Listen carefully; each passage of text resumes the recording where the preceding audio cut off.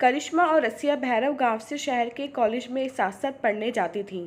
साथ साथ रहने से उन दोनों में गहरी दोस्ती हो गई थी। उनका एक दूसरे के घरों में आना जाना भी शुरू हो गया था। करिश्मा के छोटे भाई अजीत ने रसिया को पहली बार देखा तो उसकी खूबसूरती को देखता रह गया। रसिया के कसे उभार, सांचे में ढला बदन और रस भरे गुलाबी होठ मदहोश करने वाले थे। रसिया ने एक दिन महसूस किया कि कोई लड़का छिप छिप कर उसे देखता है।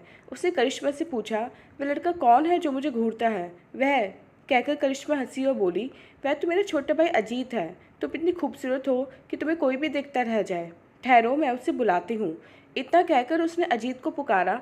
जो दूसरे कमरे में खड़ा सब सुन रहा था। आता हूँ कहते हुए अजीत करिश्मा रसिया के सामने ऐसा भोला बनकर खाया जैसे उसकी चोरी पकड़ी गई हो। करिश्मा ने बनावटी गुस्सा करते हुए पूछा, अजीत, तुम मेरी सहेली रसिया को घूर घूर कर देखते हो क्या? घूर घूर कर तो नहीं, पर मैं जानने की कोशिश ज़रूर करता हूँ कि कौन है जो अक्सर तुमसे मिलने आया करती है। अजीत ने कहा, यह बात तो तुम मुझसे भी पूछ सकते थे। लो अभी बता देती हूँ कि मेरी सहेली रसिया है। रसिया बड़ा प्यारा नाम है, अजीत ने मुस्कुराते हुए कहा। तो करिश्मा ने रसिया से अपने भाई का परिचय कराते हुए कहा, रसिया, ये मेरा छोटा भाई अजीत है, इसे अच्छी तरह पहचान लो, फिर न कहना कि तुम्हें घूर रहा था। ओहो अजीत, मैं हूँ रसिया, क्या तुम मुझसे दोस्ती करोगे? रसिया ने पूछा। क्यों नहीं, क्यों नहीं, कहते हुए अजीत ने जोश के साथ अपना हाथ उसकी ओर बढ़ाया। रसिया ने उससे हाथ मिलाते हुए कहा, अजीत, तुमसे मिलकर बहुत खुशी हुई। वैसे तुम करते क्या हो? मैं कॉलेज में पढ़ता हूँ, जल्दी पढ़ाई खत्म करके नौकरी करूँगा ताकि अपनी बहन की शादी कर सकूँ। रसिया जोर से हंस पड़ी। उसके हंसने से उसके उभार कांपने लगे। यह देखकर अजीत के दिल की धड़कनें बढ़ गईं। तभी रसिया ने कहा, वाह अजीत वाह, तुम तो ज़रूरत से ज़्यादा समझदार हो गए हो। सिर्फ बहन की शादी करने का इरादा है क्या? अपनी भी शादी करोगे? अपनी भी शादी कर लूँगा अगर तुम जैसी खूबसूरत लड़की मिली तो, कहते हुए अजीत वहाँ से चला गया। रात में जब अजीत अपने बिस्तर पर लेटा तो रसिया के ख्यालों में खोने लगा। उसे बार बार रसिया के दोनों उभार कांपते दिखाई दे रहे थे। वह सिहर उठा। 2 दिन बाद अजीत रसिया से फिर अपने घर पर मिला। हंसी हंसी में रसिया ने उससे कह दिया, अजीत, तुम मुझे बहुत प्यारे और अच्छे लगते हो। अजीत को ऐसे लगा मानो रसिया उसकी ओर खिंच रही है।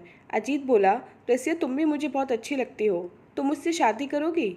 यह सुनकर रसिया को हैरानी हुई।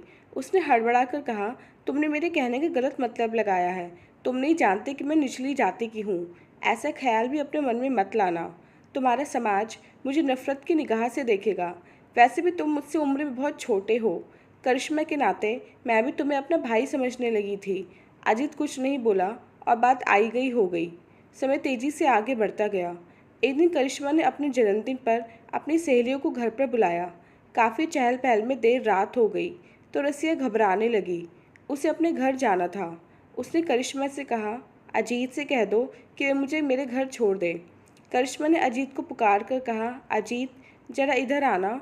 तुम रसिया को अपनी मोटरसाइकिल से उससे घर तक छोड़ आओ। आसमान में बादल घिर आए हैं, तेज़ बारिश हो सकती है।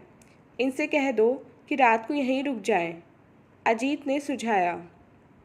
नहीं नहीं, ऐसा नहीं हो सकता, मेरे घर वाले परेशान होंगे। अगर तुम नहीं चल सकते तो मैं अकेले ही चली जाऊंगी। रसिया ने कहा। नहीं, मैं आपको छोड़ दूंगा, कहकर अजीत ने अपनी मोटरसाइकिल निकाली। तभी हल्की हल्की बारिश शुरू हो गई। कुछ फासला पार करने पर तूफानी हवा के साथ खूब तेज बारिश और ओले गिरने लगे। ठंड भी बढ़ गई थी। रसिया ने कहा, अजीत, तेज बारिश हो रही है, क्यों न हम लोग कुछ देर के लिए किसी महफूज जगह पर रुककर बारिश के बंद होने का इंतज़ार कर लें? तुम्हारा कहना सही है रसिया, आगे कोई जगह मिल जाएगी तो ज़रूर रुकेंगे। बिजली की चमक में अजीत को एक सुनसान झोपड़ी दिखाई दी। अजीत ने वहां पहुंचकर मोटरसाइकिल रोकी और दोनों झोपड़ी के अंदर चले गए। अजीत की नज़र रसिया के भीगे कपड़ों पर पड़ी। वह एक पतली साड़ी पहनकर सज धज कर करिश्मा के जन्मदिन की पार्टी में गई थी। उसे क्या मालूम था कि ऐसे हालात का सामना करना पड़ेगा। पानी से भीगी साड़ी में उसका अंग अंग दिखाई दे रहा था। रसिया का भीगा बदन अजीत को बेसब्र कर रहा था। वह बार बार सोचता कि ऐसे समय में रसिया उसकी बाहों में समा जाए तो उसके जिस्म में गर्मी भर जाए। कांपती हुई रसिया ने अजीत से कुछ कहना चाहा, लेकिन उसकी ज़बान नहीं खुल सकी। लेकिन ठंड इतनी बढ़ गई थी कि उससे रहा नहीं गया। वह बोली, भाई अजीत, मुझे बहुत ठंड लग रही है, कुछ देर मुझे अपने बदन से चिपका लो ताकि थोड़ी गर्मी मिल जाए। क्यों नहीं, भाई का फ़र्ज़ है ऐसी हालत में मदद करना, कहकर अजीत ने रसिया को अपनी बाहों में जकड़ लिया। धीरे धीरे वह रसिया की पीठ को सहलाने लगा। रसिया को राहत मिली, लेकिन अब अजीत के हाथ फिसलते फिसलते रसिया के उभारों पर पड़ने लगे और उसने समझा कि रसिया को ऐतराज़ नहीं है। तभी उसने उसके उभारों को दबाना शुरू किया तो रसिया ने अजीत की नीयत को भांप लिया। रसिया उससे अलग होते हुए बोली, अजीत, ऐसे नाजुक समय में क्या तुम करिश्मा के साथ भी ऐसी ही हरकत करते? तुम्हें शर्म नहीं आई? कहते हुए रसिया ने अजीत के गाल पर कसकर चांटा मारा। यह देखकर अजीत तिलमिला उठा। उसने भी उसी तरह चांटा मारना चाहा, पर कुछ सोच कर रुक गया। उसने रसिया की पीठ सहलाते हुए जो सपने देखे थे वे उसके वहम थे। रसिया उसे बिल्कुल नहीं चाहती थी। जल्दबाजी में उसने सारा खेल ही ख़त्म कर दिया। अगर रसिया ने उसकी शिकायत करिश्मा से कर दी तो गड़बड़ हो जाएगी। अजीत झट से शर्मिंदगी दिखाते हुए बोला, रसिया, मुझे माफ़ कर दो, मेरी शिकायत करिश्मा से मत करना। ठीक है, नहीं करूँगी, लेकिन इस शर्त पर कि तुम यह सब बिल्कुल भूल जाओगे। रसिया ने कहा, ज़रूर ज़रूर, दोबारा मैं ऐसा नहीं करूँगा। मैंने समझा था कि दूसरी निचली जाति की लड़कियों की तरह शायद तुम भी कहीं दिलफेक ना हो, और तुम्हारे जैसे बड़े लोग ही हम निचली जाति की लड़कियों से गलत फ़ायदा उठाने की कोशिश करते हैं। सभी लड़कियां कमज़ोर नहीं होती। अब यहाँ रुकना ठीक नहीं है।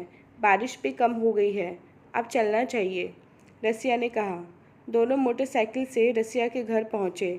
रसिया ने बारिश बंद होने तक अजीत को रोकना चाहा, लेकिन वह नहीं रुका। उस दिन के बाद से अजीत अपने गाल पर हाथ फेरता तो गुस्से में उसके रोंगटे खड़े हो जाते।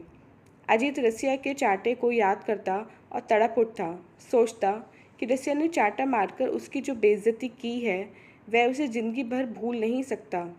उस चांटे का जवाब वह ज़रूर देगा। उस दिन करिश्मा के यहाँ खूब चहल पहल थी, क्योंकि उसकी सगाई होने वाली थी।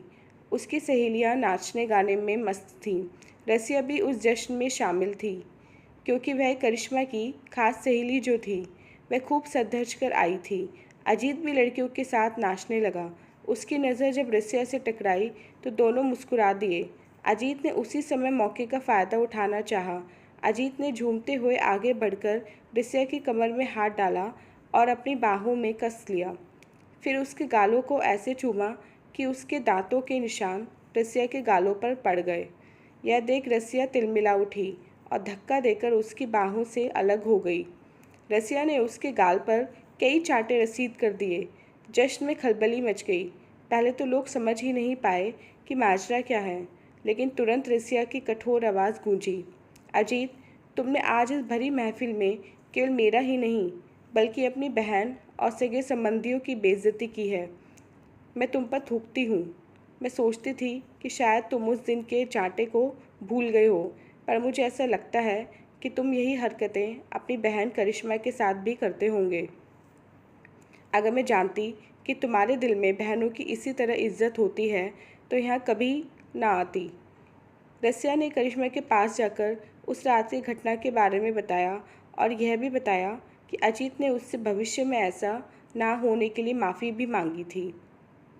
करिश्मा का सिर शर्म से झुक गया। उसकी आंखों से आंसू गिर पड़े। करिश्मा की दूसरी सहेलियों ने भी अजीत की थू-थू की और वहाँ से बिना कुछ खाए रसिया के साथ वापस चली गईं।